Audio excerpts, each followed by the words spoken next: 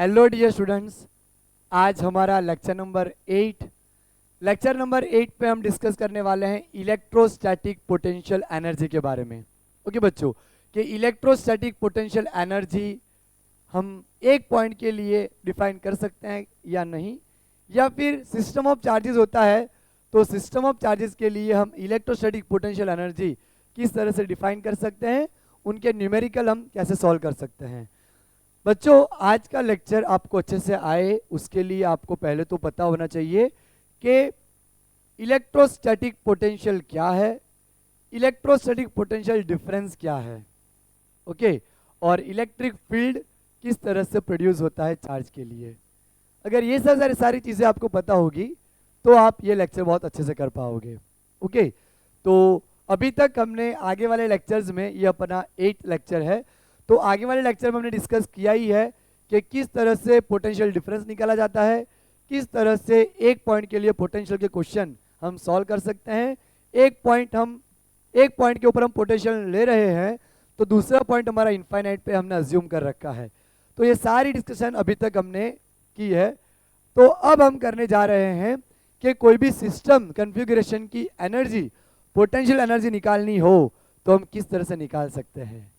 ठीक है बच्चों, तो अपना ये लेक्चर नंबर 8 हम स्टार्ट करते हैं।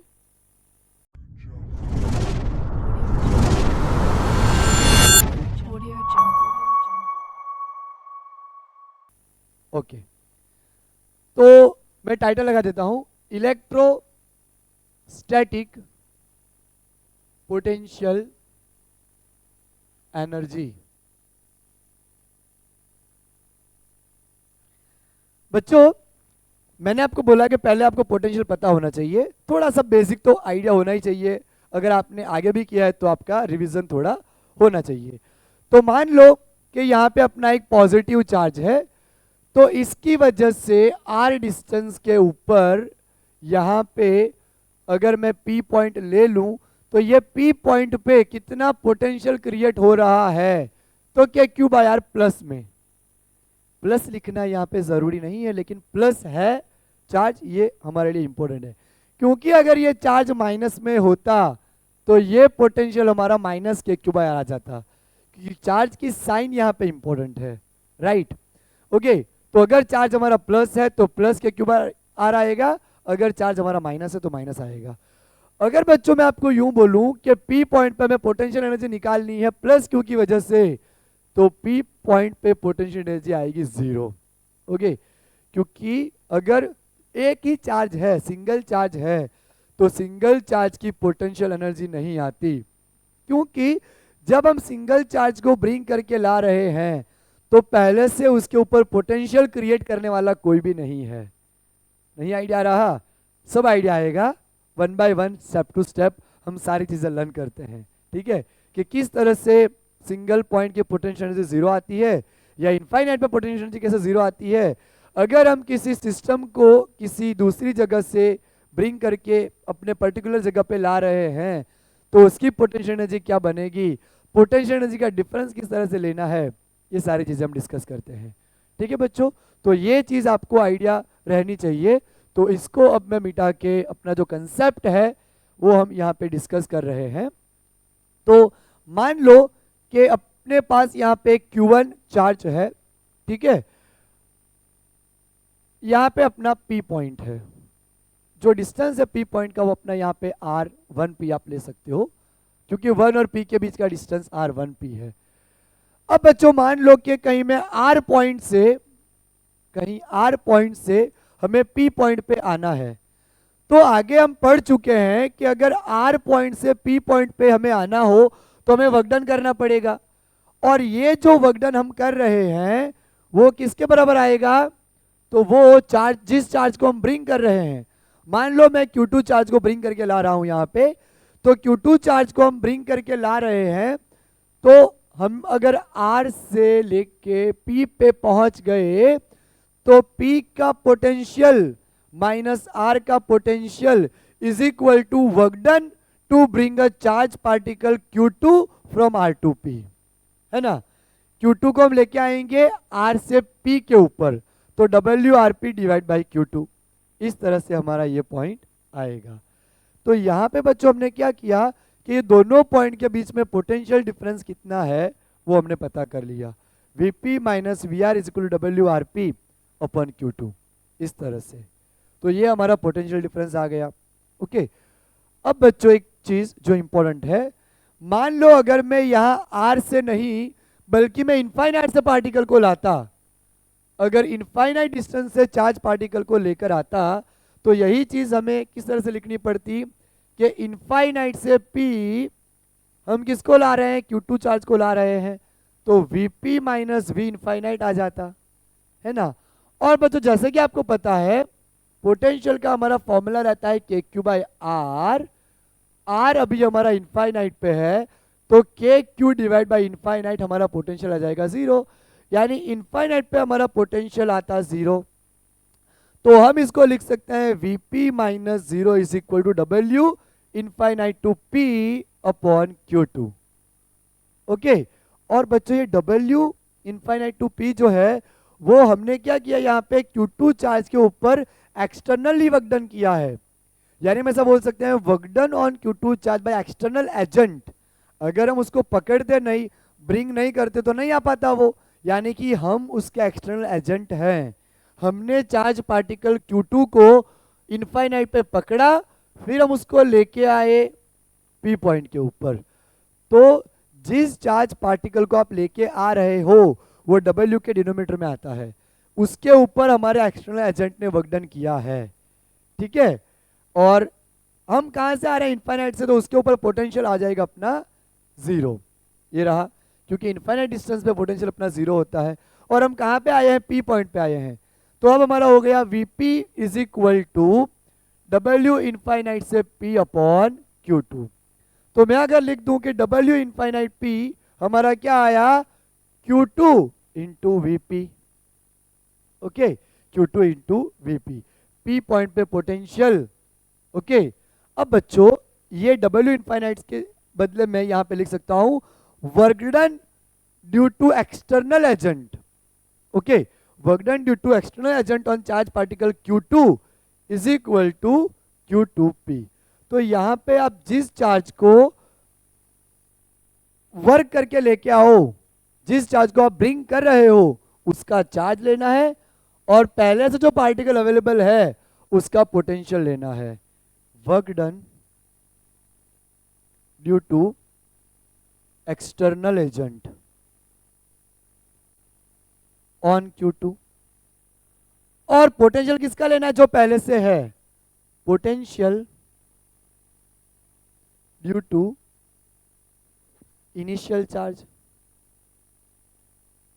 इनिशियल चार्ज अकेला हो तो चार्ज, और चार्जेस हो तो चार्जेस। ओके, पहले से जो चार्ज अवेलेबल है उसका पोटेंशियल, और जिसको हम वर्क डन करके लाए हैं उसका वर्क डन। बच्चों एक चीज हमने यहाँ पे पढ़ी थी लेक्चर नंबर 1 में इंट्रोडक्शन के वक्त, कि अगर हम किसी चार्ज पार्टिकल, पहले से एक चार्ज पार्टिकल यहाँ पे अवेलेबल है प्लस Q, तो वो अपना इलेक्ट्रिक फील्ड क्रिएट कर रहा होगा हर तरफ, उसने अपना एक इलेक्ट्रिक फील्ड क्रिएट करके रखा है। तो we are moving opposite to that electric field, हम उस इलेक्ट्रिक फील्ड के अपोजिट मोशन कर रहे हैं, ठीक है, यानी यहाँ पे हम अगेंस्ट में वर्क डन कर रहे हैं, इलेक्ट्रोस्टैटिक फोर्स के अगेंस्ट में हम एक्सटर्नल एजेंट के थ्रू वर्क डन कर रहे हैं। तो हमें इस तरह से आना है कि उसकी स्पीड जो है वो कांस्टेंट रहे। अगर बच्चों यहाँ पे स्पीड कांस्टेंट रह रही है तो हमारी चेंज इन काइनेटिक एनर्जी क्या रहेगी, 0। ओके, हमारी kinetic energy, change in kinetic energy यहाँ पे 0 आनी चाहिए, because we are bringing a charge particle without acceleration. हमारा यहाँ पे एक्सेलरेशन चेंज नहीं होना चाहिए। ओके, हमें इस तरह से मूव करना है कि हमारा एक्सेलरेशन यहाँ पे चेंज ना हो, यानी कि 0 रहे। और एक्सेलरेशन 0 कब रहता है, जब हमारा वेलोसिटी, स्पीड हमारा यहाँ पे कांस्टेंट रहेगा, और स्पीड कांस्टेंट है तो चेंज इन काइनेटिक एनर्जी हमारी यहाँ पे क्या आएगी, 0। ओके बच्चों, तो चेंज इन काइनेटिक एनर्जी हमने यहाँ पे 0 ले रखी है। ओके, और फिर हमने एक्सटर्नल एजेंट के थ्रू वर्क डन किया है। ओके, तो ये जो मैंने फॉर्मूला लिखा, ओके, उसको बच्चों मैं इसको मिटा रहा हूं, थोड़ा इसको मिटा देता हूं। तो हमने जो यहाँ पे एक्सटर्नल एजेंट के थ्रू वर्क डन करा है, ये वाला, Q2 इंटू वीपी। हमने जो यहाँ पे एक्सटर्नल एजेंट के थ्रू वर्कडन किया है वहां पे हम लिख सकते हैं minus of internal conservative force. Force या फील्ड कोई भी लिख सकते हो, फील्ड लिखो फोर्स लिखो, दोनों सेम है, Q2 इंटू वीपी। ओके बच्चों, तो ये माइनस इंटरनल कंजर्वेटिव फोर्स क्यों आया? बिकॉज हम यहाँ पे इलेक्ट्रिक फील्ड के अपोजिट मोशन कर रहे हैं जो एक्सटर्नल इलेक्ट्रिक फील्ड के बराबर है, कूलम्बियन रिपल्सन के बराबर है। अगर माइनस यहाँ पे हम कर रहे हैं इसलिए। ओके, अब देखो बच्चों मैं आपको दिखाता हूं। हमने 11th में वर्क एनर्जी थ्योरम किया था। वर्क एनर्जी थ्योरम किसके बराबर आता है? तो यहाँ पे वर्क एनर्जी थ्योरम में हमने यहाँ पे डिस्कस करा था कि work energy theorem change in kinetic energy के बराबर आता है। ओके, अब हमारा यहाँ पे वर्क डन तीन चीजों की वजह से आएगा। एक तो वर्क डन आएगा एक्सटर्नल एजेंट की वजह से, प्लस दूसरा वर्क डन आएगा इंटरनल कंजर्वेटिव फोर्स, तीसरा आएगा internal non conservative force is equal to, यहां पे हम 0 मान लेते हैं। ओके, क्योंकि यहां पे डेल्टा के हमारा 0 है, ये रहा है ना। हमने यहां पे इस तरह से चार्ज पार्टिकल को ब्रिंग किया है कि उसकी काइनेटिक एनर्जी इंक्रीज ना हो, यानी चेंज इन काइनेटिक एनर्जी को हमने यहाँ 0 मान रखा है, तो मैंने यहाँ पे 0 रख दिया। अब देखो हमने यहाँ फ्रिक्शन तो लिया ही नहीं है, उसका कोई हमने यहाँ पे फ्रिक्शन माना ही नहीं है। विदाउट फ्रिक्शन हम यहाँ पे वर्क कर रहे हैं, तो नॉन कंजर्वेटिव फोर्स तो फ्रिक्शन रहेगा जो कि यहाँ पे होगा ही नहीं, तो ये तो अपना 0 ही है पहले से ही। तो बच्चों एक्सटर्नल एजेंट हमारा जो है वो उसको हम सब्जेक्ट बना लेते हैं और इंटरनल कंजर्वेटिव फोर्स को हम इस तरफ ले जाते हैं, तो इंटरनल कंजर्वेटिव फोर्स हमारा यहाँ पे माइनस में आ जाएगा। समझ आया ना? इसीलिए हमने लिखा कि चाहे आप W एक्सटर्नल एजेंट लिखो या फिर इंटरनल कंजर्वेटिव फील्ड लिखो, दोनों चीजें सेम है, दोनों चीजें आप लिख सकते हो। ओके, और बच्चों आप चाहे एक्सटर्नल एजेंट लिखो या इंटरनल कंजर्वेटिव फील्ड लिखो, दोनों पोटेंशियल एनर्जी हम U से डिफाइन कर सकते हैं। ओके, यानी जिस तरह से अभी हमने लिखा था कि Vp minus VR is equal to WRP by charge, उसी तरह से हम लिख सकते हैं UP minus UR। P point पे potential energy minus R point पे पोटेंशियल एनर्जी। समझ आया ना? जिस पॉइंट से हम चले हैं और जिस पॉइंट तक जाना है, तो हम लिख सकते हैं potential energy at final point minus potential energy at initial point, तो वो अपने एक्सटर्नल एनर्जी के बराबर आएगा, एक्सटर्नल वर्क डन के बराबर आएगा, या फिर आप लिख सकते हो minus of internal conservative force, उसके बराबर आप उसको लिख सकते हो। ओके, तो ये चीजें मैंने आपको एक्सप्लेन करी, उसको मैं मिटा देता हूं। अब हम फाइनली किस तरह से लिख सकते हैं पोटेंशियल एनर्जी को, किस तरह से डिफाइन कर सकते हैं, वो आपको दिखाता हूं। देखो हमें यहाँ पे लिखना होगा W external agent is equal to UP minus UR। Okay, और अगर हम चले हैं इनफाइनाइट पॉइंट से, तो हम इसको इनफाइनाइट ले लेते हैं और इनफाइनाइट पे पोटेंशियल एनर्जी हमारी 0 आएगी, यानी कि हमने जो भी एक्सटर्नल एनर्जी के थ्रू वर्क डन किया है, एक्सटर्नल एजेंट के थ्रू हमने जितना भी वर्क डन किया है, वो सारा का सारा पोटेंशियल एनर्जी के फॉर्म में स्टोर होगा। ओके बच्चों, ये कंजर्वेटिव फील्ड की प्रॉपर्टी है कि हम जितना भी वर्क डन करके चार्ज पार्टिकल को लेके आ रहे हैं, वो सारा का सारा जो एनर्जी है, वर्क डन है, वो पोटेंशियल एनर्जी के फॉर्म में स्टोर होगा। ओके, हमने 11 में भी पढ़ा था कि मान लो ये हमारी स्प्रिंग है, अगर मैं स्प्रिंग को कंप्रेस करूंगा, वर्क डन करूंगा और इतनी सी कर दूंगा, तो उसके अंदर जो एनर्जी स्टोर हो रखी है वो पूरी पोटेंशियल एनर्जी के फॉर्म में स्टोर होगी due to its configuration. Okay, उसी तरह से यहाँ पे हमने इनफाइनाइट से जो चार्ज पार्टिकल को ब्रिंग करा है पर्टिकुलर पॉइंट तक, तो वो हमारे पोटेंशियल एनर्जी के फॉर्म में एनर्जी स्टोर रहेगी। और अब हम अगर ये एक पॉइंट की बात करें, ओके यहाँ पे मैं वापस आपको ये चीज अगर दिखाऊं, ये तो देखो किस तरह से हो जाएगा ये अपना work done due to external agent is equal to QP into P, Q2 into VP, Q2 और VP अपना कितना है, यहां से वो यहाँ पोटेंशियल क्रिएट कर रहा है, तो के Q1, अब मैं R1P नहीं लिख के यहाँ पे चार्ज हम ला चुके हैं Q1, सॉरी Q2, तो दोनों के बीच का डिस्टेंस लिखूंगा R12। तो ये अपना W एक्सटर्नल आया, क्या आया W एक्सटर्नल, के Q1 Q2 अपॉन R12। ये आप सिर्फ अभी R लिखोगे तो भी कोई दिक्कत नहीं है। ओके, और ये W एक्सटर्नल कितना आएगा, दोनों के बीच की पोटेंशियल एनर्जी आएगी U के Q1 Q2 अपॉन R12 या फिर R। ओके, तो ये हमने आइडिया लिया यहाँ पे। बच्चों ये कोई सिंगल चार्ज की पोटेंशियल एनर्जी नहीं है, Q1 और Q2 दो चार्ज मिल गए हैं, यानी कि यहाँ पे सिस्टम बन गया है। तो Q1 और Q2 चार्ज सिस्टम को एंसेंबल करने के लिए, ओके, उसको असेंबल करने के लिए हमने जो वर्क डन किया है उसकी पोटेंशियल एनर्जी इतनी आई है के Q1 Q2 अपॉन R12, या आप सिर्फ R लिखोगे दोनों के बीच का डिस्टेंस तो भी चलेगा। ओके, तो अगर ये कंसेप्ट आपने पकड़ लिया तो फिर आप बहुत ही अच्छे से पोटेंशियल एनर्जी को समझ पाओगे।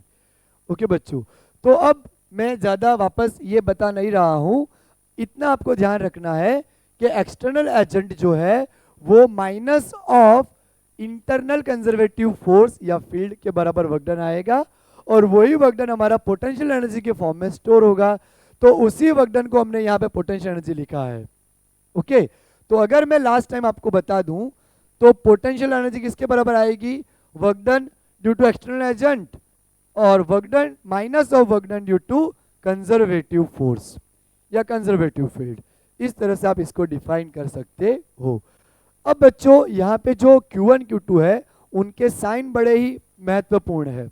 ओके, तो उनकी जो साइन है उसके हिसाब से भी पोटेंशियल एनर्जी हमारी चेंज होती है। तो वो किस तरह से चेंज होगी वो मैं आपको दिखाता हूँ कि उसकी पोटेंशियल एनर्जी किस तरह से उसके ऊपर डिपेंड करेगी, वो हम यहाँ पे डिस्कस करेंगे। ओके बच्चों, क्योंकि अगर साइन प्लस रहा तो पोटेंशियल एनर्जी, एक साइन प्लस है दूसरा माइनस है तो चेंज करेगी, दोनों का साइन प्लस है तो भी चेंज करेगी, और दोनों का माइनस है तो भी चेंज करेगी। अब देखो बच्चों, अगर मैं एक चार्ज पॉजिटिव प्लस Q1 लेता हूं, दूसरा माइनस प्लस Q2 लेता हूं, दोनों के बीच की दूरी R रखते हैं, अभी यही केस हमने किया, तो इसकी पोटेंशियल एनर्जी आएगी के Q1 Q2 upon R। Positive energy आई। अगर माइनस Q1 लूं, दूसरा चार्ज माइनस Q2 लूं और डिस्टेंस हम दोनों के बीच का R ले लें, तो उसकी पोटेंशियल एनर्जी आएगी के minus Q1 of minus Q2 upon R। Minus minus plus हो जाएगा के Q1 Q2 अपॉन R, यानी कि दोनों चार्जेस अगर हमारे लाइक चार्जेस हों तो पोटेंशियल एनर्जी पॉजिटिव रहेगी। यानी it is a characteristics of potential energy that if it is for a like charges it is always positive, and if both charges are unlike charges then potential energy is negative. मान लो अगर हमारा एक charge negative रहा और दूसरा charge हमारा positive रहा, ओके, तो उसके लिए यहां पे Q1 अपना माइनस है, Q2 अपना प्लस है, तो इसके लिए जो पोटेंशियल एनर्जी आएगी वो कितनी आएगी, U is equal to minus k Q1 Q2 upon R। Okay, उसकी जो पोटेंशियल एनर्जी होगी वो कितनी होगी बच्चों, U is equal to minus k Q1 Q2 upon R। इतनी पोटेंशियल एनर्जी हमारी रहेगी। यानी कि लाइक चार्जेस के लिए पॉजिटिव आती है पोटेंशियल एनर्जी और अनलाइक चार्जेस के लिए नेगेटिव आती है। तो ये चीज आपको समझनी है क्योंकि प्लस माइनस साइन बहुत ही इंपॉर्टेंट है। अब बच्चों एक इसी पोटेंशियल एनर्जी के ऊपर से JEE में आया हुआ क्वेश्चन हम करते हैं।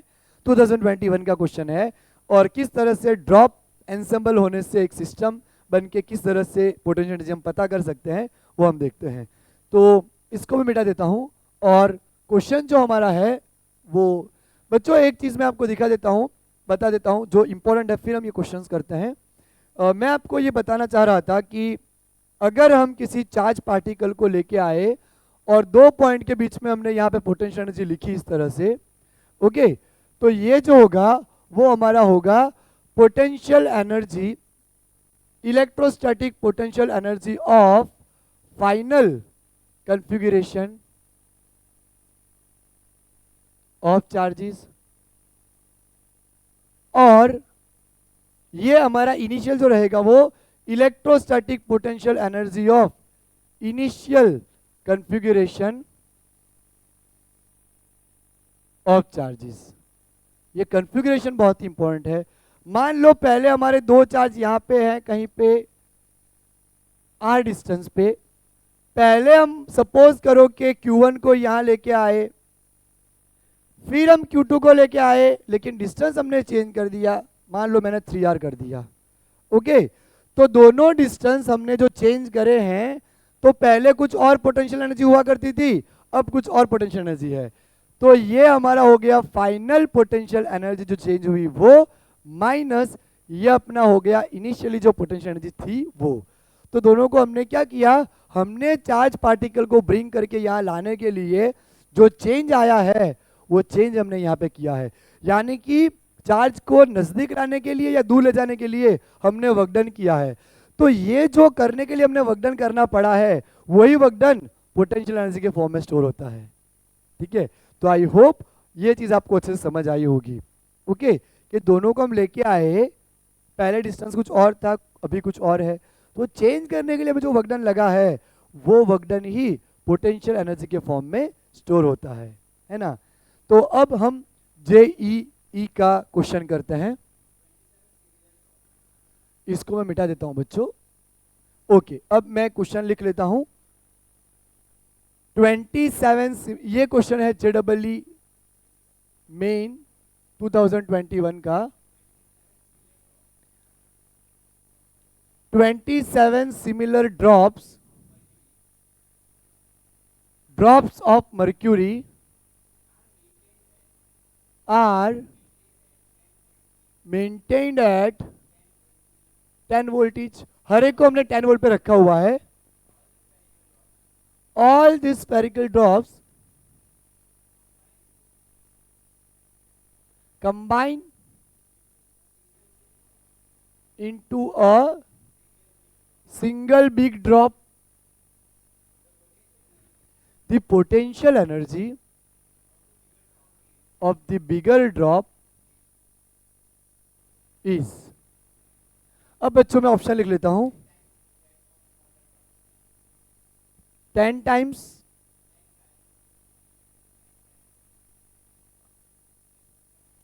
कितने टाइम्स होगा ऑफ स्मॉलर ड्रॉप। पहला ऑप्शन है 256, 144, 324, 242। अब देखो बच्चों, हम यहाँ पे क्या कर रहे हैं, दो स्फीयर को हम यहाँ पे मर्ज कर रहे हैं। ये 243 आएगा, सॉरी। हम यहाँ पे क्या कर रहे हैं, दो स्मॉलर ड्रॉप को अगर हम मर्ज करें तो किस तरह से हमारी पोटेंशियल एनर्जी चेंज होती है वो देखो। मान लो सेम आइडेंटिकल स्फीयर है, दोनों को हम जब मर्ज करेंगे तो इसकी रेडियस और इसकी रेडियस, दोनों की रेडियस अपनी 2r आ जाएगी। ये r, तो दोनों की रेडियस मिलके अपना कितना हो जाएगा, 2r। अब बच्चों, जब हम दोनों को मर्ज कर रहे हैं तो दोनों का चार्ज यहाँ पे सेम है और डिस्टेंस हम r' ले लेते हैं, तो kq²/2r ये अपना ओरिजिनल सिस्टम होगा। यहाँ पे हम अज्यूम कर लेते हैं कि let small r be the radius of smaller sphere okay, and capital R be the radius of bigger sphere। Okay, small r हमने रेडियस लिया स्मॉलर स्फीयर का और कैपिटल R हमने रेडियस लिया बिगर स्फीयर का। अब बच्चों, अगर हम स्मॉल n जितने सारे ड्रॉप्स को मर्ज करेंगे तो उसका वॉल्यूम अपना जो बड़ा ड्रॉप होगा उसके जितना ही आएगा, यानी कि वॉल्यूम रिमेन सेम। तो n ड्रॉप्स का वॉल्यूम वो मिलके बड़ा जो हमारा स्फीयर बनेगा उसके वॉल्यूम के बराबर आएगा। तो 27 ड्रॉप है तो मैं n लगा देता हूं यहाँ पे 27। छोटे ड्रॉप का वॉल्यूम आएगा 4/3 पाई r क्यूब, बड़े ड्रॉप का आएगा 4/3 पाई कैपिटल R क्यूब। 4/3 पाई अपना यहाँ पे कैंसिल हो जाएगा, यानी कि r क्यूब हमें मिलेगा 27 स्मॉल r क्यूब, राइट। तो कैपिटल R अपना यहाँ पे आएगा 3 स्मॉल r। ये हमें रेडियस मिल गई, कैपिटल बड़े वाला जो हमारा स्फीयर उसकी रेडियस मिल गई। अब देखो बच्चों, पहले मैं पोटेंशियल एनर्जी डिफाइन करूंगा फर्स्ट केस में स्मॉलर स्फीयर को जब हमने मर्ज किया, तो के Q one square upon 2r इतनी। बट उसके बाद हमने क्या किया है, ये यहां पे मैं लगा दूं तो उनका चार्ज दोनों का सेम था, के क्यू स्क्वायर अपॉन 2r इतना आया। दूसरे स्फीयर का क्या आएगा, के Q two upon 2 capital R.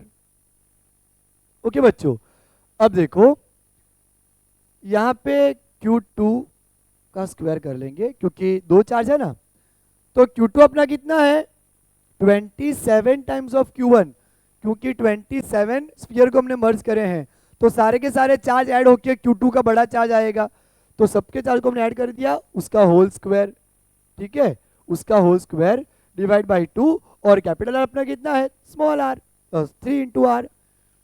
अब U2 हमें मिल जाएगा के 27 का square Q1 square 2 into 3r।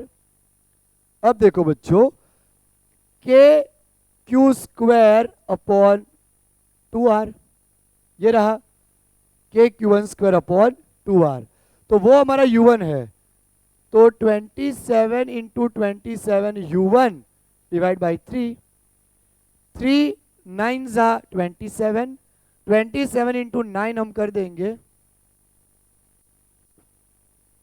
9 2 जा 18 प्लस 6 243। तो बच्चों कितने टाइम्स आई हमारी एनर्जी, 240 टाइम्स, है ना। तो इस तरह से हम ऐसे क्वेश्चन को सॉल्व कर सकते हैं। यहाँ पे हमारी जो एनर्जी आई वो 240 टाइम्स आई। तो अगर स्फेरिकल ड्रॉप वाले क्वेश्चन आए तो ये फॉर्मेट हमारा कंफर्म रहेगा। अब बच्चों हम एक क्वेश्चन ऐसा करते हैं कि जिसमें पहले से दो चार्ज पर्टिकुलर डिस्टेंस पे है, अगर उस डिस्टेंस को हम बढ़ा रहे हैं तो डिस्टेंस बढ़ाने के लिए या कम करना है तो कम करने के लिए कितनी एनर्जी लगती है। ओके, ऐसा क्वेश्चन हम करते हैं। तो मैं बच्चों एक काम करता हूँ, इसको मिटा देता हूँ, इसको मिटा के वो क्वेश्चन भी लिख देता हूँ, तो आपका समय भी बच जाएगा। ओके बच्चों, ओके बच्चों, तो ये रहा अपना क्वेश्चन। क्वेश्चन में हमें ये बोला है कि find potential energy of the system shown, also find work done in decreasing the distance by 6 metre. पहले हमें जो सिस्टम बताई गई है उसमें अगर हम डिस्टेंस को 6 मीटर से डिक्रीज कर दें तो अपना यहाँ पे कितना एनर्जी लगाना पड़ेगा, कितना वर्क डन करना पड़ेगा। ओके, तो देखो पहले अपना जो इनिशियल सिस्टम है उसकी मैं फाइंड कर लेता हूँ UI। Okay, initial potential energy कितनी है, तो अपना फॉर्मूला क्या था, के Q1 Q2 डिवाइड बाय दोनों के बीच का डिस्टेंस। तो के अपना 9 10⁻⁹, Q1 अपना है 3, Q2 अपना है 2, डिवाइड बाय दोनों के बीच का डिस्टेंस क्या आएगा 9। ओके, तो 9 अपना यहाँ पे कैंसिल हो जाएगा, 3 2 जा 6 10⁻⁹ जूल एनर्जी आएगी अपनी यहाँ पे। तो इनिशियल एनर्जी अपनी इतनी आई 6 10⁻⁹ जूल। अब बच्चों हमें क्या करना है, 9 मीटर है, 6 मीटर डिस्टेंस को डिक्रीज करना है, डिक्रीज बाय 6 मीटर। तो अगर 9 में से 6 को हम डिक्रीज कर लें तो कितना बचेगा अपना 3 मीटर। तो अभी अपना जो सिस्टम रहेगा, चार्ज दोनों सेम है, बस दोनों को नजदीक ले आने हैं, यहाँ पे डिस्टेंस अपना बचेगा 3 मीटर। अब ओके, तो बच्चों फाइनल पोटेंशियल एनर्जी यहाँ पे कितनी आएगी, फाइनल पोटेंशियल एनर्जी आएगी के Q1 Q2 अपन R 9 10⁻⁹। अभी का अपना चार्ज है यहाँ पे 3, यहाँ पे चार्ज है 2, डिवाइड बाय डिस्टेंस अपना 3 3 कैंसल, 9 2 जा 18 10⁻⁹ जूल। बच्चों आपने देखा यहाँ पे ऑब्जर्व करा कि डिस्टेंस कम होने से पोटेंशियल एनर्जी बढ़ गई, तो डिस्टेंस जैसे ही कम होता है पोटेंशियल एनर्जी हमारी बढ़ जाती है। ओके, अब हम यहाँ पे चेंज फाइंड करते हैं। चेंज इन पोटेंशियल एनर्जी किसके बराबर आएगी, वर्क डन के बराबर। तो final potential energy minus initial potential energy, final potential energy आई अपनी 18 into 10⁻⁹ minus initial potential energy आई 6 10⁻⁹। तो यहाँ पे अपना हो गया 18 माइनस 6 इंटू 10⁻⁹, सो 18 माइनस 6 आ जाएगा 12 10⁻⁹ जूल। यानी हमें कितना वर्क डन करना पड़ा ऐसा करने के लिए? जो चार्ज पहले 9 मीटर की दूरी पे थे, इनको 3 मीटर की दूरी पे लाने के लिए हमें इतना वर्क डन करना पड़ा, 12 इंटू 10⁹ जूल्स इतना। ओके बच्चों, तो ये क्वेश्चन हमारा था। अब जो चार्ज सिस्टम एंसेंबल करना होता है, अरेंजमेंट करना होता है, वो अरेंजमेंट करने के लिए हमें कितना वर्क डन करना पड़ता है वो हम डिस्कस करने वाले हैं, ठीक है। लेकिन बच्चों वो डिस्कस करने से पहले हम डिस्कस करेंगे प्रॉपर्टीज ऑफ कंजर्वेटिव फोर्स। मैं आपको वापस एक बार कंजर्वेटिव फोर्स की प्रॉपर्टीज क्या क्या होती है वो डिस्कस करा देता हूं, तो आपका एक बार रिवीजन भी हो जाएगा वापस कि अगर हमें एक्सटर्नल एजेंट के थ्रू वर्क डन करना पड़ रहा है तो पोटेंशियल एनर्जी जो हमारी चेंज होगी वो किन किन चीज़ों पे डिपेंड करेगी। तो मान लो बच्चों कि हमें ये ग्राउंड लेवल है, यहाँ से यहाँ पहुँचना है, यहाँ पे ओके, तो हम यहाँ पे एक सीढ़ी बना देते हैं, इस तरह से स्टेयर्स बना दिए हमने, ठीक है। तो मैं एक बॉडी यहाँ पड़ा है, एक यहाँ पड़ा है, दोनों अपनी रेफरेंस लाइन ग्राउंड पे ही पड़े हैं, ऑन ग्राउंड। अगर मैं इसको इस पाथ से ले जाऊं यहाँ पे, या फिर मैं यहाँ से डायरेक्ट यहाँ पे ले जाऊं, ये अपना पाथ 1 है और ये अपना पाथ 2 है। ये अभी हम क्या डिस्कस कर रहे हैं? तो प्रॉपर्टीज ऑफ कंजर्वेटिव फोर्स।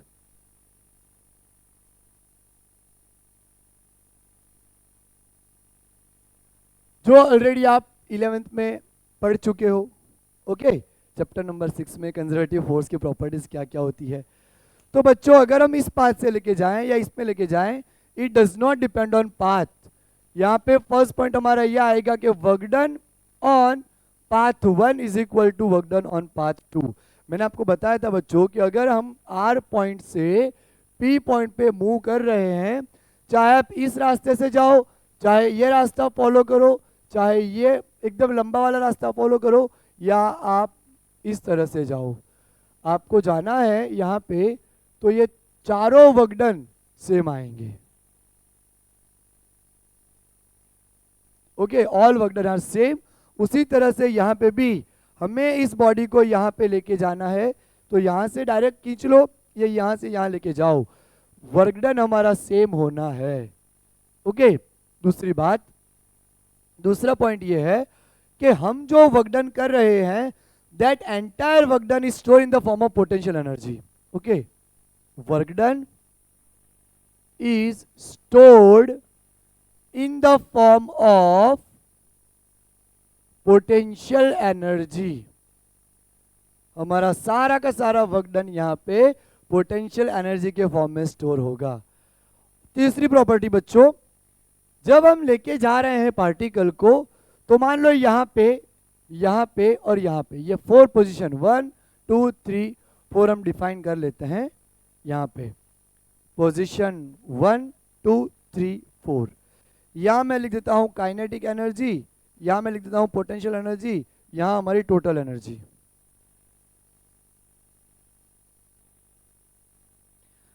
मान लो 10 जूल एनर्जी टोटल लग रही है, तो पॉइंट नंबर 1 के लिए पोटेंशियल 0 होगी।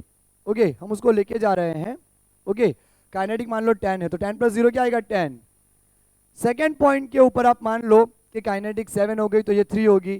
थर्ड पॉइंट पे आप मान लो कि ये 3 हो गई, ये 7 होगी। और फोर्थ पॉइंट पे हम स्टॉप हमने कर लिया है, काइनेटिक एनर्जी 0, पोटेंशियल 10 हो गई। तो बच्चों आप कोई भी पॉइंट पे देखो, टोटल एनर्जी यहाँ हमारी 10 ही रह रही है। रास्ते में कहीं पे भी टोटल मैकेनिकल एनर्जी कंजर्वेशन का जो लॉ है वो वायलेट नहीं करेगा। ये अपनी कंजर्वेटिव फोर्स की प्रॉपर्टीज है बच्चों, जो काफी इंपॉर्टेंट है। आप कोई भी पॉइंट पे लो, पॉइंट नंबर 1 पे 2 पे 3 पे या 4 पे, टोटल एनर्जी हमारी, देखो काइनेटिक पोटेंशियल आपस में बैलेंस कर रहे हैं, लेकिन टोटल तो हमारी कांस्टेंट ही रह रही है। ओके, तो इसके ऊपर भी मैं आपको एक क्वेश्चन दिखाऊंगा। ओके, लेकिन उससे पहले हम क्या करते हैं, दो चार्ज सिस्टम को एंसेंबल करने के लिए किस तरह से वर्क डन लगता है, अगर हमें 2 से ज़्यादा 3 पार्टिकल को एंसेंबल करना है या उससे भी ज़्यादा एंसेंबल करना है, तो किस तरह से हमारा वर्क डन आता है वो हम यहाँ पे डिफाइन करते हैं। ओके बच्चों, तो इसको मैं मिटा देता हूं और हम यहाँ पे करते हैं work done for two charge system. Okay, दो चार्ज सिस्टम के लिए हमारा वर्क डन या फिर पोटेंशियल एनर्जी किस तरह से आएगा, without any external electric field. अगर जब हम कोई एक्सटर्नल फील्ड नहीं ले रहे हैं तो बिना एक्सटर्नल फील्ड के किस तरह से आएगा वो हमें यहाँ पे डिस्कस करना है। बच्चों क्या क्या डिस्कस करना पड़ता है ना, पढ़ना है, अच्छा करियर बनाना है तो आपको ये डिस्कस भी करना पड़ेगा, अच्छे से पढ़ना भी पड़ेगा, है ना। तो हम यहाँ पे लेते हैं टोटल, हम 3 चार्ज सिस्टम के लिए लेते हैं 3 चार्ज सिस्टम। पहले हम 2 के लिए करेंगे फिर 3 के लिए। तो पोटेंशियल एनर्जी या फिर work done for 3 charge system. 3 charge system के लिए हमारी पोटेंशियल एनर्जी क्या आएगी वो हम यहाँ पे डिस्कस करते हैं। बच्चों यहाँ पे पहले से कोई चार्ज पार्टिकल अवेलेबल नहीं है, there is no charge particle is available. Okay, अब मान लो हमें कोई चार्ज पार्टिकल को लाना है। ओके, अभी यहाँ पे कोई भी चार्ज पार्टिकल अवेलेबल नहीं है। ओके, बट ऑब्वियसली अगर कोई चार्ज पार्टिकल अवेलेबल नहीं है तो वहाँ पोटेंशियल भी नहीं होगा। ओके, अगर अब हम किसी चार्ज पार्टिकल को इनफाइनाइट से, यहाँ से इनफाइनाइट से मैं ब्रिंग करके ला रहा हूँ यहाँ पे Q1 चार्ज को, तो हमने क्या पढ़ा था, work done to bring Q1 charge is defined as, जिस चार्ज के ऊपर हमने एक्सटर्नल एजेंट के थ्रू वर्क डन किया है वो Q1 और पहले से जो है उसका पोटेंशियल। ओके, लेकिन आप देख सकते हो बच्चों इससे पहले यहाँ पे कोई नहीं था, कोई नहीं था यानी कि वहाँ पे पोटेंशियल नहीं था, पोटेंशियल ही नहीं है, यानी कि पहले चार्ज को लाने के लिए हमें कोई भी वर्क डन नहीं करना पड़ेगा। इसीलिए तो सिंगल पॉइंट का कोई पोटेंशियल एनर्जी नहीं होता, सिंगल पॉइंट को लाने के लिए कोई भी वर्क डन नहीं करना पड़ता, वो फ्री में आ जाता है।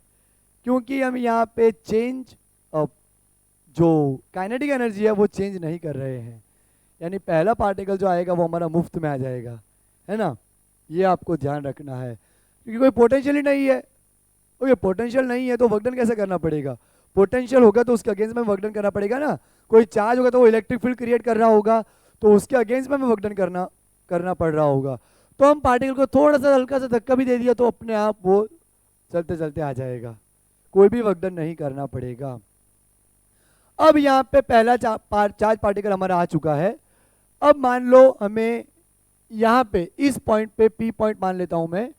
ओके, तो ये डिस्टेंस हो जाएगा हमारा R1P। इस P पॉइंट पर हमारे दूसरे चार्ज पार्टिकल को लाना है।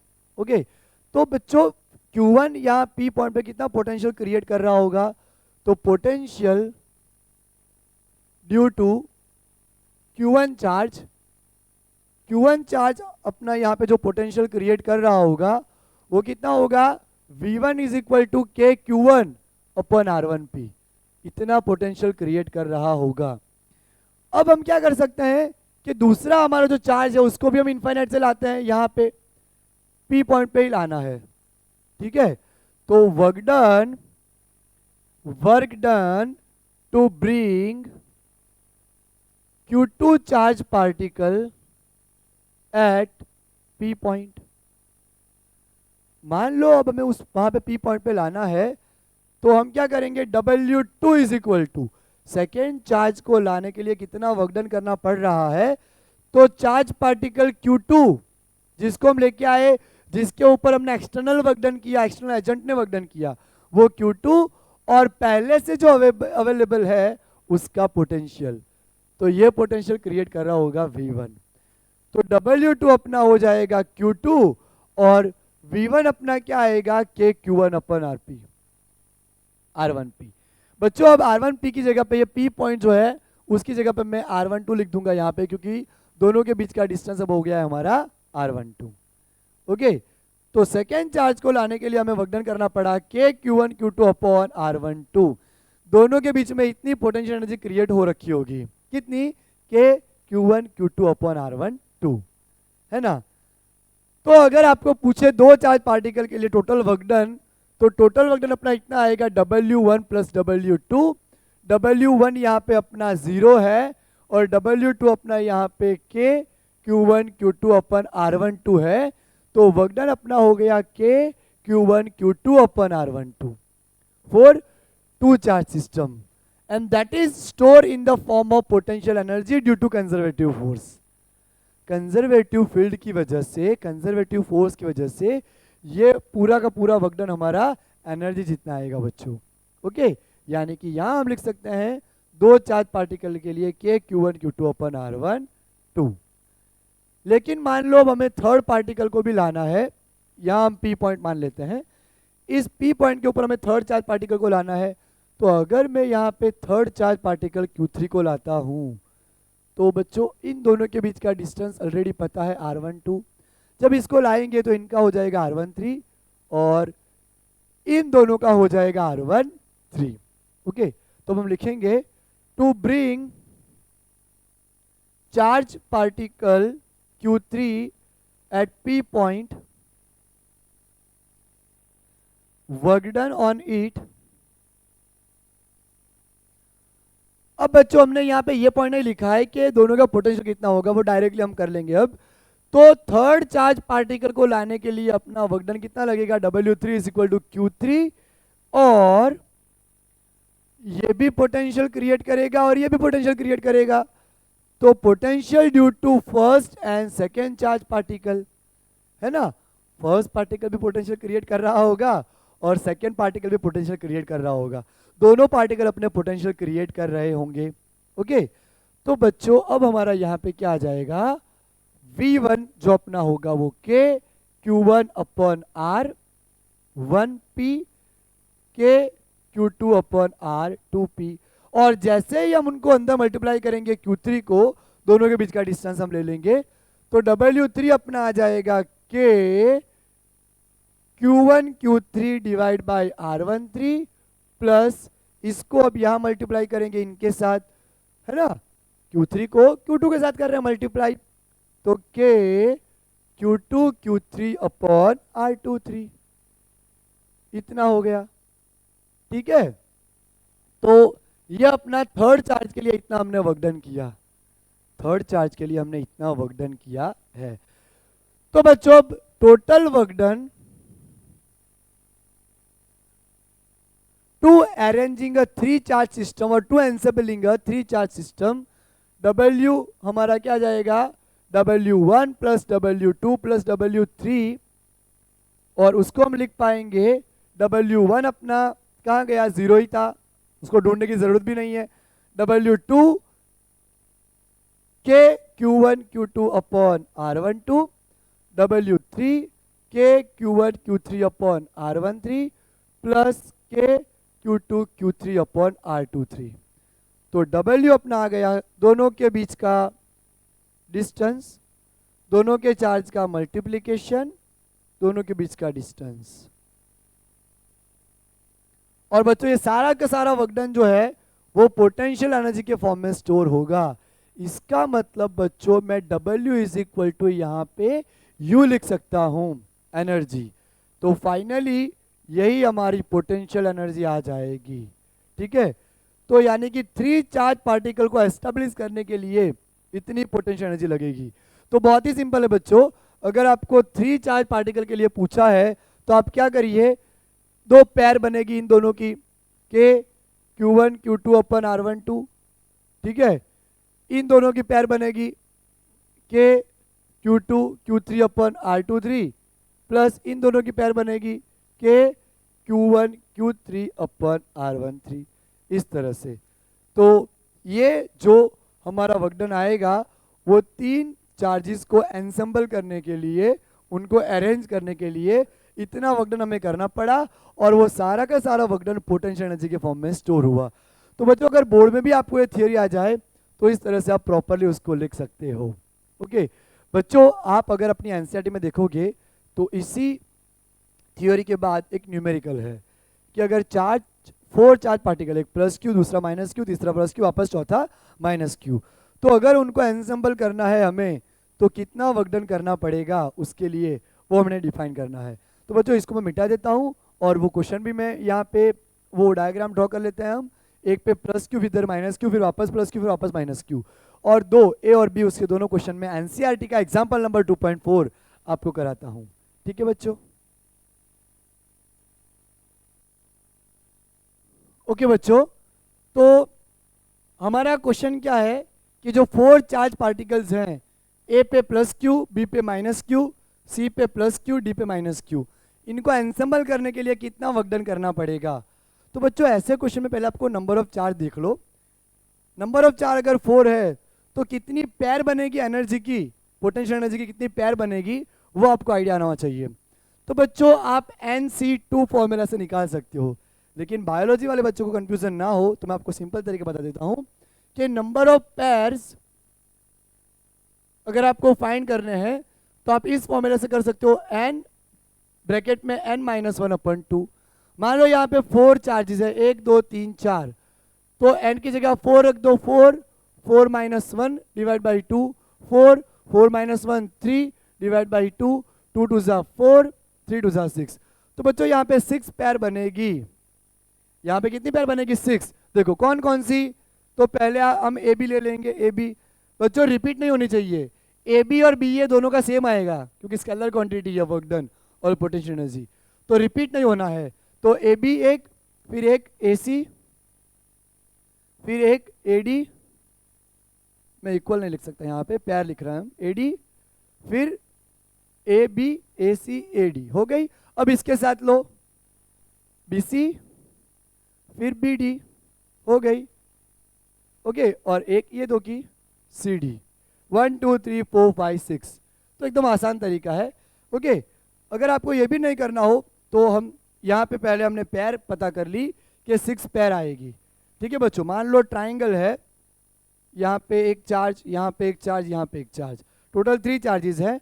तो यहाँ पे 3 लगाओ, 3 3 - 1/2, 3 2 2 2 कैंसर, टोटल 3 पेयर बनेगी। ओके बच्चों, तो हम अगर अभी जो मैंने आपको मेथड बताया था कि चार्ज पार्टिकल को ब्रिंग करके लाने का, ओके, तो अभी आप इस तरह से अगर करोगे तो बहुत लंबा हो जाएगा बच्चों। मान लो यहाँ पे डिस्टेंस स्क्वायर है तो डी डी सबका डिस्टेंस है। अगर मैं पहले को लाऊंगा ब्रिंग करके प्लस क्यू को, तो पहले कोई चार्ज नहीं होगा, अकेले को हम लाए हैं तो पोटेंशियल 0 होगा, तो पहले के लिए वर्क डन 0 आएगा। दूसरों को हम ब्रिंग करके लाएंगे किसको? माइनस क्यू को, तो पहले से अब कौन है? प्लस क्यू, तो यहाँ पोटेंशियल क्रिएट करेगा कितने डिस्टेंस पे? डी डिस्टेंस पे, तो ये आएगा अपना -KQ² डी। फिर मैं ब्रिंग करके लाऊंगा सी पे चार्ज पार्टिकल को, 2 हम ऑलरेडी कर चुके हैं, सी के ऊपर मैं ला रहा हूँ उसको ब्रिंग करके, तो जिसको ब्रिंग करके लाओ उसका चार्ज, और पहले कौन लगाएगा पोटेंशियल? ये यहाँ पे लगाएगा, है ना, फिर ये लगाएगा, पहले मैं ये अगर लगाएगा तो कितना आता है? -KQ/d। बच्चों ये d है, ये d है, पाइथागोरस, तो ये कितना आएगा? √2d, तो KQ/√2d। इस तरह से सब पेयर का आपको कैलकुलेट करना पड़ेगा। अगर बच्चों इस तरह से नहीं करना है तो एकदम आसान तरीके से आप कर सकते हो, बोर्ड में तो आपको इस तरह से करना पड़ेगा, लेकिन अगर कंपटीशन एग्जाम में JEE या नीट में आता है तो आप क्या करिए, पहले इक्वल डिस्टेंस वाली पेयर पता कर लीजिए। ये डिस्टेंस d, ये भी d है, ये डिस्टेंस भी अपना d है, और ये भी d है, ये चारों डिस्टेंस अपने d हैं। तो d वाली पेयर कितनी आई? AB = BC = CD = AD, ये 4 पेयर हो गई। Okay, plus minus Q, plus minus Q, plus minus Q, plus minus Q, तो -KQ1 इस तरह से होगा, KQ1 Q2/R। तो पहला चार्ज है -KQ, तो -KQ² divide by distance d, तो टोटल 4 पेयर का क्या आएगा? -KQ²/d। बच्चों ये d है, ये d है, पाइथागोरस से ये कितना हो जाएगा? √2d। ठीक है, तो √2d वाली सिर्फ 2 पेयर आएंगी, एक AC और एक BD, एक AC और एक BD, है ना। तो -K, ये प्लस क्यू, ये माइनस क्यू, ये minus Q, minus minus plus, है ना, इस तरह से आएगा। देखो KQ1 Q2/R, K -Q, दूसरा भी -Q, और R डिस्टेंस अपना कितना होगा? √2d। यहाँ से लो चाहे यहाँ से लो, √2d, minus minus plus KQ² /√2d, ये अपना आया। अब बच्चों सबको आपको ऐड करना है, तो टोटल वर्क डन अपना कितना आएगा, 1 2 3 4, 4 पैर। तो 4 पैर वाले कितने, minus k q square by D, plus ये पैर कितनी है 2, तो 2 पैर वाले कितने के, 2 पैर मतलब पैर, 2 के क्यू अपन रूट 2d। ओके बच्चों, तो यहां पे हम क्या करते हैं, ये 2 से रूट 2 कट जाएगा, और यहां पे हम क्या करते हैं, minus k q square D को कॉमन ले लेते हैं, तो यहां बचा 4, यहां पे माइनस माइनस माइनस प्लस होता है, इसलिए रूट 2 के क्यू स्क्वायर डी को कॉमन ले आए, तो ये हमारा आंसर आ गया। ओके, इतने सिंपल तरीके से हम इसको सॉल्व कर सकते हैं। ठीक है, तो पहला पैर काउंट कर लो, 1 2 3 4, 4 पैर वाले ये हैं, और डायगोनल 2 पैर वाले हैं, फिर सबको ऐड कर दो, 4 टाइम्स हैं तो ये 4 times of minus k q square by d, और ये 2 टाइम्स हैं तो 2 times of k q square by root 2d। Root 2 into root 2 होता है, इसलिए एक रूट टू कट गया, वो आ गया इस तरह से। अब बच्चों अगर क्यूब हो, क्यूब के ऊपर चार्जेस हो, तो उसको कैसे सॉल्व कर सकते हैं वो क्वेश्चन दिखाता हूं बच्चों। मैं इसको रफ करता हूं और दूसरे क्वेश्चन के साथ हम मिलते हैं। ओके बच्चों, अगर आपको क्यूब वाला क्वेश्चन आता है, मान लो हमारे पास यहाँ पे क्यूब है, और ये क्यूब के लिए हमें पोटेंशियल एनर्जी निकालनी है। बच्चों यहाँ पे आप पैर गिनोगे तो पागल हो जाओगे, क्योंकि यहाँ पे टोटल 28 पैर्स बनेगी। किस तरह से पता चला, तो पहले चार्ज देखो। ओके, ये अपना क्यूब है, तो हर एक पॉइंट पे चार्ज रखा है, क्यू क्यू क्यू क्यू, यहाँ पे भी क्यू क्यू क्यू क्यू, हर एक जगह पे अपना चार्ज रखा हुआ है। तो टोटल 8 हुए, तो फॉर्मूला क्या था अपना, A N N minus 1 upon 2, 8 8 minus 1 अपन 2, 8 यहाँ पे 7 बाई 2, 2 4 जा 8, 7 4 जा 28। तो बच्चों 28 पैर्स बनेगी। ओके, तो अगर पैर से आप करोगे तो टाइम आपका बीत जाएगा, लेकिन क्वेश्चन नहीं हो पाएगा। इसीलिए हम क्या करते हैं, साइड निकाल लेते हैं। बच्चों आपको पता है कि यहाँ पे ये मान लो आर दे रखा है, ये आर है, तो इसको मैं मान लूंगा रूट 1r। ओके, ऐसा क्यों कर रहा हूं, क्योंकि आपको पता है ये आर है, ये आर है, तो ये कितना आएगा, फेस डायगोनल रूट 2r, और मेन डायगोनल कितना आएगा, ये रूट 3r। आप सॉल्व भी कर सकते हो, इसको रूट 2r लो, ये r लो पाइथागोरस से, तो रूट 2r यानी कि 2r square plus r square 3r square. Okay, तो रूट 3r आ जाएगा, स्क्वायर रूट निकालोगे तो ये ये अंडर रूट 1r, ये अंडर रूट 2r, ये अंडर रूट 3r। ओके, अब बच्चों मैं लिख देता हूं यहाँ पे, फेस जो अपनी साइड है, मेन साइड, वो साइड का आया अपना root 2r। Face diagonal, face diagonal यहाँ पे कितना मिल रहा है, फेस डायगोनल मिल रहा है रूट 2r, और मेन डायगोनल, मेन डायगोनल हमें यहाँ पे मिल रहा है रूट 3r। ओके, अब हम टोटल पोटेंशियल एनर्जी फाइंड करते हैं। बच्चों यहाँ पे अपनी मेन जो साइड होगी वो कितनी होगी, टोटल 12। देखो ये 1 2 3 4 5 6 7 8 9 10 11, यानी कि आपको दिखा देता हूं, ये 4 ये 4 ये 4 और ये 4, बाकी की कॉमन हो गई, तो 12 हो गई ना।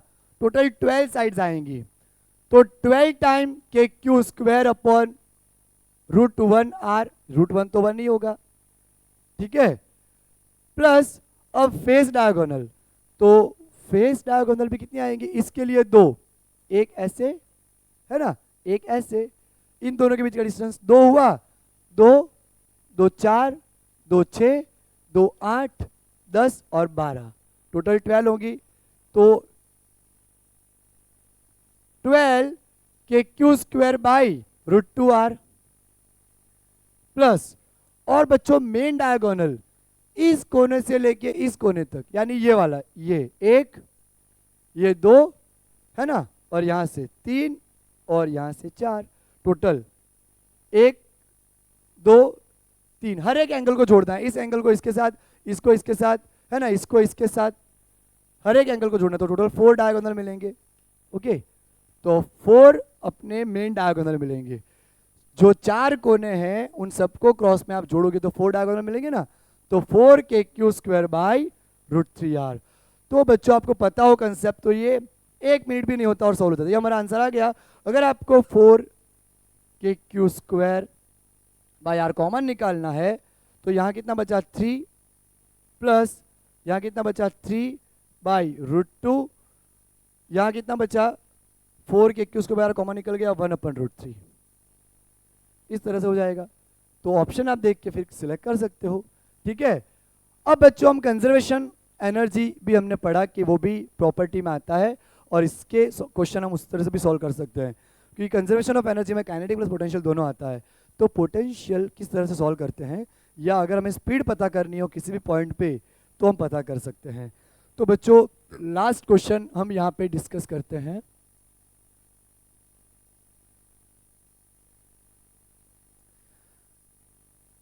और भी क्वेश्चन बन सकते हैं, लेकिन हमने तरह तरह के क्वेश्चन लिए हैं यहाँ पे ताकि आपकी प्रैक्टिस हो जाए। बाकी आप प्रैक्टिस करने के लिए खुद से भी कर सकते हो।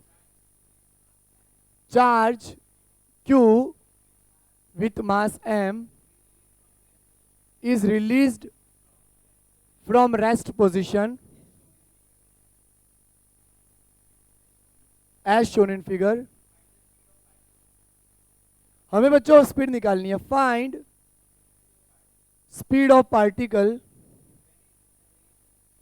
when its separation from charge capital Q becomes phi r। Okay, starting में कितना डिस्टेंस है बच्चों? स्टार्टिंग में अपना डिस्टेंस स्मॉल r है, यहां पे चार्ज Q है और यहां उसका मास कितना है अपना m मास है उसका, राइट। और चार्ज पार्टिकल अपना Q है। स्टार्टिंग में डिस्टेंस r है, हमें phi r करना है, राइट। यानी कि बाद में हम उसको क्या कर देंगे, इंक्रीज करके इस डिस्टेंस को phi r कर देंगे। ओके, तो जब हम उसको phi r करेंगे, है ना, चार्ज अपना Q है, उसका मास m है। जब हम बच्चों उसको phi r करेंगे तो phi r करने के लिए कितना वेलोसिटी लगेगा उसमें, मतलब उस पॉइंट पे वेलोसिटी क्या होगा phi r पे जब वो पहुंचेगा, r 2r 3r 4r 5r।